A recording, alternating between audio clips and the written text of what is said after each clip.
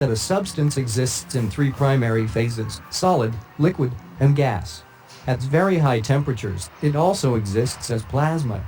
A substance in the liquid or gas phase is referred to as a fluid.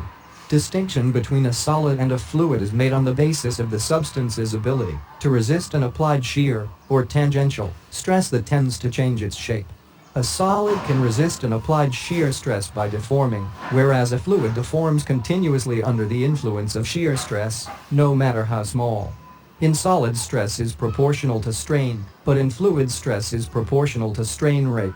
When a constant shear force is applied, a solid eventually stops deforming at some fixed strain angle, whereas a fluid never stops deforming and approaches a certain rate of strain. Now I explain the deformation of a rubber eraser placed between two parallel plates under the influence of a shear force. Consider a rectangular rubber block tightly placed between two plates.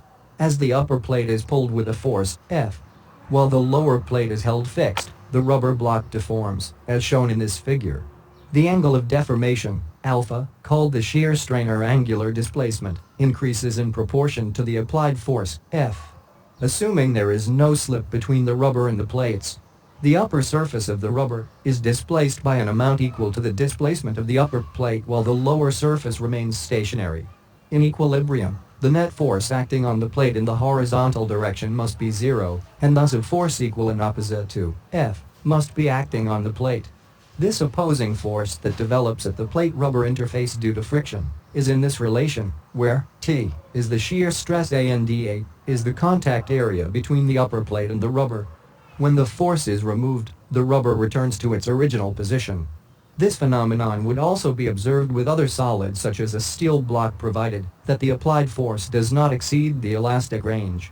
If this experiment were repeated with a fluid, with two large parallel plates placed in a large body of water, for example, the fluid layer in contact with the upper plate would move with the plate continuously at the velocity of the plate, no matter how small the force, F, is. The fluid velocity decreases with depth because of friction between fluid layers, reaching zero at the lower plate. Let's continue. In this part I talk about the normal stress and shear stress at the surface of a fluid element. For fluids at rest, the shear stress is zero, and pressure is the only normal stress. The stress is defined as force per unit area, and is determined by dividing the force by the area upon which it acts. The normal component of the force acting on a surface per unit area is called the normal stress, and the tangential component of a force acting on a surface per unit area is called shear stress, like this figure. In a fluid at rest, the normal stress is called pressure. The supporting walls of a fluid eliminate shear stress, and thus a fluid at rest is at a state of zero shear stress. When the walls are removed, or a liquid container is tilted, a shear develops and the liquid splashes, or moves to attain a horizontal free surface. In a liquid, chunks of molecules can move relative to each other, but the volume remains relatively constant because of the strong cohesive forces between the molecules. As a result, a liquid takes the shape of the container it is in, and it forms a free surface in a larger container in a gravitational field. A gas, on the other hand, expands until it encounters the walls of the container and fills the entire available space. This is because the gas molecules are widely spaced and the cohesive forces between them are very small. Unlike liquids, gases cannot form a free surface. When I started the video I talked about the no-slip condition. What does it mean? A fluid layer adjacent to a moving surface has the same velocity as the surface.